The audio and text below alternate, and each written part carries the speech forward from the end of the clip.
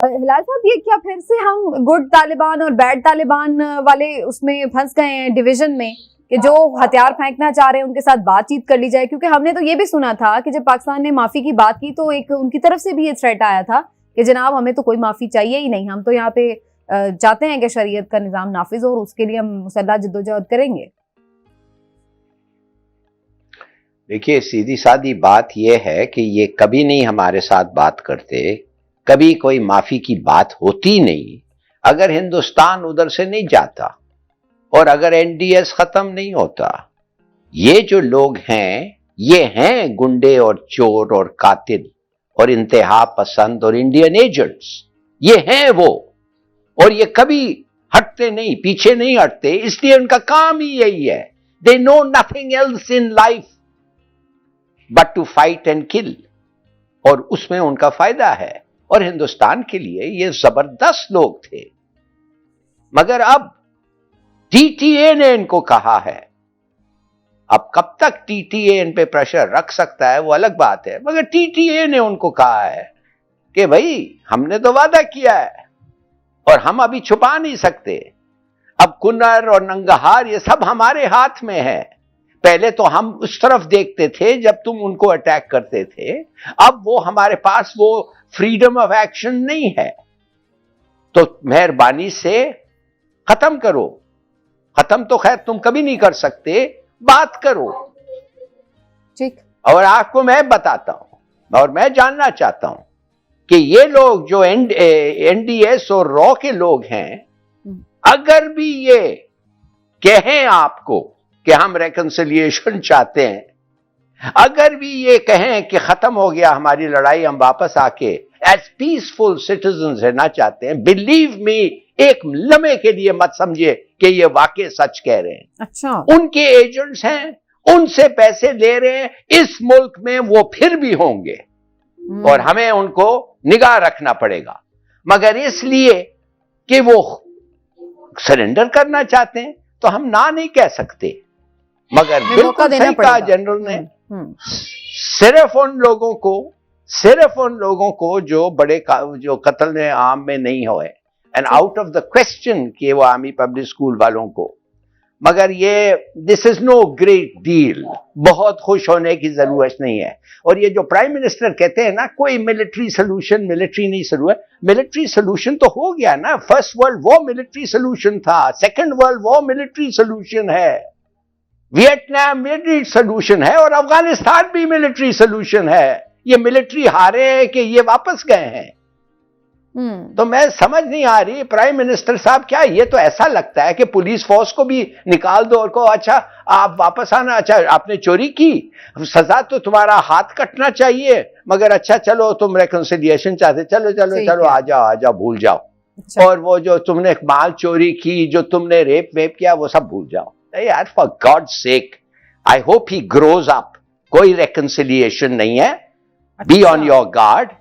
और ये एक मौका है, आप अपने दुश्मन को कम करें, वीकन हिम तो डू इट। ठीक है, ठीक है जी। इमरान साहब, क्या वक्त की जरूरत है तालिबान के साथ मुज़ाकरा? और तालिबान के साथ तो पहले भी मुज़ाकरात हुए जिनका खुद हिलाल साहब ने भी जिक्र किया, लेकिन अगेन वही बात है कि वो जरूरी तो नहीं है कि हमेशा उस पर कारबंद भी रहें। बिस्मिल्लाहिर्रहमानिर्रहीम। समीना, देखिए पहली बात तो ये है कि मुज़ाकरात की अहमियत से किसी तौर भी इनकार नहीं किया जा सकता, किसी भी वक्त, किसी भी माहौल में और किसी भी सूरत हाल में। ठीक।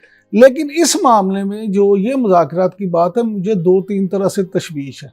अच्छा। पहली बात ये कि आप मुझे बताएं कि पाकिस्तान का इतना अहम फैसला ये कि आप एक ऐसी जमात, एक ऐसा गिरोह, एक ऐसे लोग जिन पे पाकिस्तान में 80,000 से जायद जाने लेने का इल्जाम है, 80,000 से जायद जानों का फौजी जवान हो, वो फौजी अफसर हो या वो सिविलियन हो, 80,000 से ज्यादा तो सरकारी दादोशुमार के मुताबिक हमने जानों का नजराना दिया है ना, जिनके हाथ जिसके हाथ इन खूनों से रंगे हुए हैं और वो कबूल भी करते हैं, उनके साथ आप मुज़ाकरात करने जा रहे हैं और कौम को आप इत्मीनान में नहीं ले रहे, पार्लियामेंट को आप इत्मीनान में नहीं ले रहे। और हमें पता कैसे लग रहा है, पूरी कौम को पता ऐसे लग रहा है कि गैर मुल्की टीवी है, तुर्की टीवी, आप उसको इंटरव्यू दे रहे हैं और उसमें इंकिशाफ कर रहे हैं।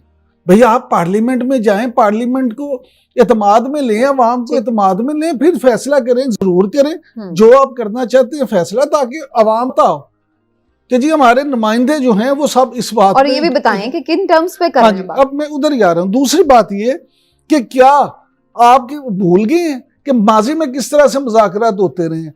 माजी में आप देखें फजलुल्लाह के साथ हुकूमत ने मुज़ाकरात किए, सूफी मोहम्मद के साथ मुज़ाकरात हुए, नेक मोहम्मद के साथ मुज़ाकरात हुए, बैतुल्लाह मसूद के साथ मुज़ाकरात हुए, ये सारे मुख्तलिफ अदवार में होते रहे। हत्ता कि फरवरी मार्च 2014 में जो मुज़ाकरात हुए उसमें एक कमेटी हुकूमत की तरफ से बनी, बिल्कुल ऐसे, एक कमेटी तालिबान की तरफ से बनी, और उस कमेटी में तालिबान की तरफ से तो इस वक्त जो हमारे हरदिल अजीज वज़ीर आज़म इमरान खान साहब, उनका भी नाम आया, लेकिन फिर ये तय किया गया कि इमरान खान साहब, पीटीआई ने यह तय किया कि वो शामिल नहीं होंगे, बल्कि रुस्तम शाह मोहम्मद जो है वो उसमें शामिल होंगे। समीउल हक साहब जो मरहूम है उनका नाम दिया था, और फिर प्रोफेसर मोहम्मद इब्राहिम साहब का नाम दिया था।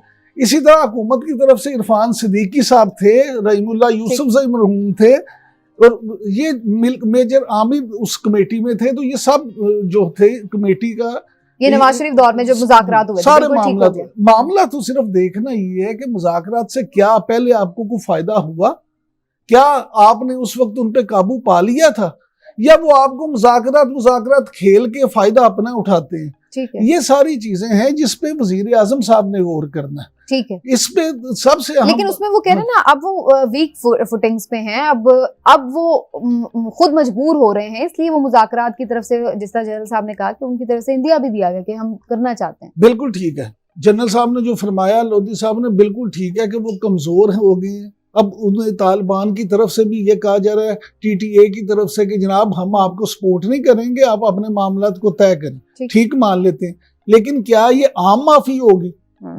क्या हम सबको आम माफी दे देंगे, या उसमें फिर जो जिसका जिस तरह से जुर्म है उसको उसी तरह से ट्रीट किया जाएगा, और फिर किस तरह से फैसला होगा?